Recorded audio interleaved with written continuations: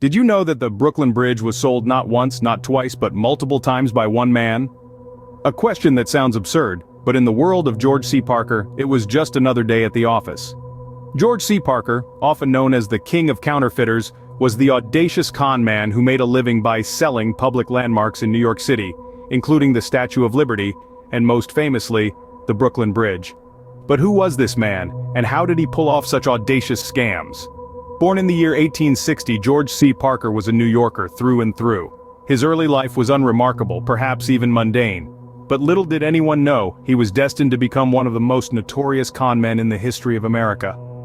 Parker's career in counterfeiting deeds and selling properties began in his early 20s. His modus operandi was simple but ingenious. He would forge the deeds to public landmarks and then sell them to unsuspecting tourists and immigrants. The audacity of his scams was such that he even set up a fake office to lend credibility to his operations. Despite the obvious illegality of his actions, Parker seemed to carry out his scams with a certain charm and wit.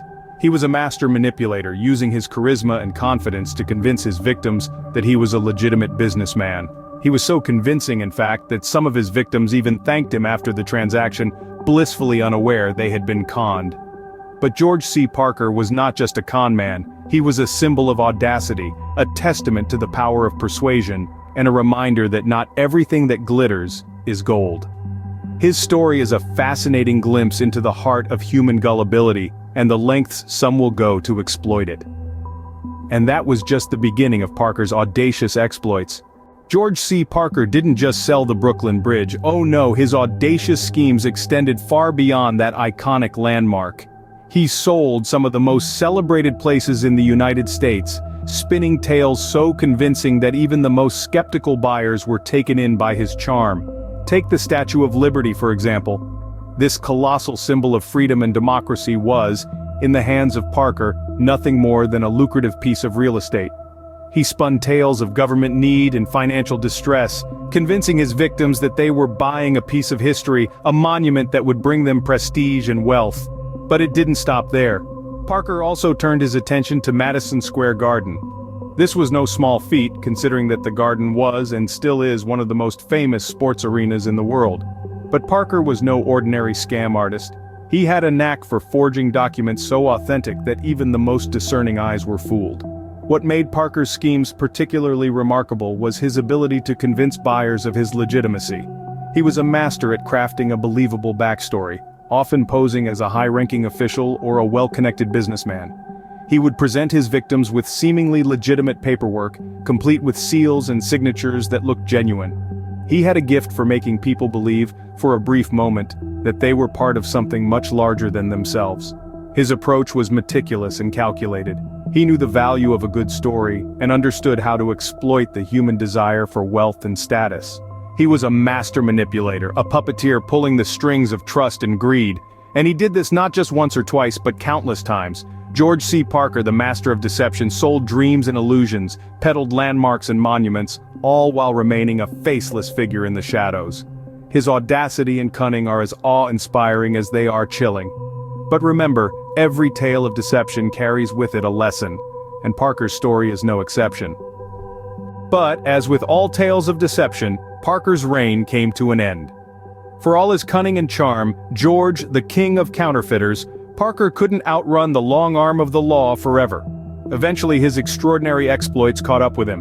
In 1928, Parker's world of deception crumbled when he was finally brought to justice. The King of Counterfeiters was arrested, and his trial was nothing short of a sensation. The audacious scams that Parker had pulled off for years were finally laid bare for all to see. His deceitful business of selling New York's landmarks, the audacity of his actions, left the public and the jury astounded. Despite his best efforts to charm the court just as he had charmed his victims, Parker was found guilty. His sentence? Life imprisonment in the notorious Sing Sing prison. The King of Counterfeiters had fallen, his kingdom of deception reduced to the confines of a prison cell. But even behind bars, Parker's counterfeiting spirit remained unbroken. He continued his deceptive practices even in prison, crafting intricate scams from within his cell. His audacious exploits continued to amaze and bewilder. However, his newfound audience was mostly fellow inmates, prison guards, and the occasional visiting journalist. Parker spent the rest of his life in Sing Sing, a far cry from the high life he'd once led. His days of selling the Brooklyn Bridge were far behind him. His reign as the King of Counterfeiters had ended, but his legacy of audacious deception lived on. Parker's story is a stark reminder that not all that glitters is gold. His tale serves as a timeless cautionary tale, a reminder that even the most glittering promises can be nothing more than a facade. It's a lesson in the dangers of deceit and the inevitable fall that comes after a rise built on deception. For in the end, even the King of Counterfeiters couldn't escape the consequences of his actions. Despite his criminal activities, Parker left a lasting impact. True to his reputation, the exploits of George C. Parker have transcended the confines of law enforcement records and courtrooms, embedding themselves into the cultural fabric of New York City, even to this day. His audacious schemes and artful deceptions have evolved into urban legends, whispered among the city dwellers and tourists alike, adding a dash of intrigue and mystery to the city's vibrant history.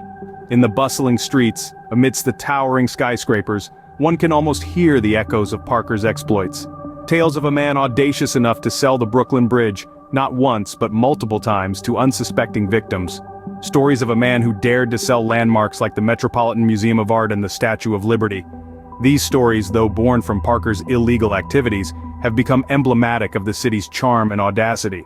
Parker's legacy doesn't end with these urban legends. His influence extends into the realm of language as well. His legendary swindles gave birth to the phrase, "And if you believe that, I have a bridge to sell you." This phrase, used to express skepticism about someone's credibility, is a testament to Parker's enduring impact on the American lexicon. It serves as a reminder of a man who was so convincing in his deception that he could, quite literally, sell someone a bridge. In the annals of American history, many characters have come and gone, each leaving their unique imprint. However, few have managed to leave a legacy as intriguing and enduring as George C. Parker. His audacious exploits, his knack for deception, and his singular ability to sell dreams and illusions have immortalized him in the city's folklore. His life may have been marked by criminal activities, but his legacy is far from forgotten. George C. Parker, the man who sold the Brooklyn Bridge, remains an infamous character in the annals of American history. George C. Parker's life was a testament to audacity and cunning. An extraordinary character woven into the fabric of American history, he was a man who dared to sell landmarks that never belonged to him. His life was a fascinating dance with deception, a performance that left audiences both astonished and amused. Parker's story begins in the bustling city of New York, where he carved a niche for himself as a master counterfeiter. He sold the Brooklyn Bridge not once, but twice a week for over 2 decades. His audacity was matched only by his cunning, as he played his part with such conviction that even the most skeptical were swayed. The Statue of Liberty, Madison Square Garden, and even the Metropolitan Museum of Art, no monument was too grand for Parker to sell. He was a man of charm and wit, who spun tales so compelling they seemed to blur the line between reality and fantasy. However, Parker's tale was not just one of audacity and deception, it was also one filled with irony and humor. The audacious sales, the gullible buyers, the incredulous law enforcement, each element adds a layer of humor to this unlikely narrative. His exploits, though illegal, continue to captivate audiences with their sheer brazenness and creativity. Yet despite the humor and the fascination, Parker's story serves as a powerful reminder. It's a testament to the fleeting nature of deception and the inevitable consequences that follow. Parker's audacious run ended in incarceration, his final years spent in solitude, far removed from the grandeur of the landmarks he sold. In the end, Parker's story reminds us that while deception may lead to temporary gain, it's truth and integrity that truly stand the test of time. His life, while fascinating, is a cautionary tale that underscores the importance of honesty, the value of trust, and the enduring power of truth.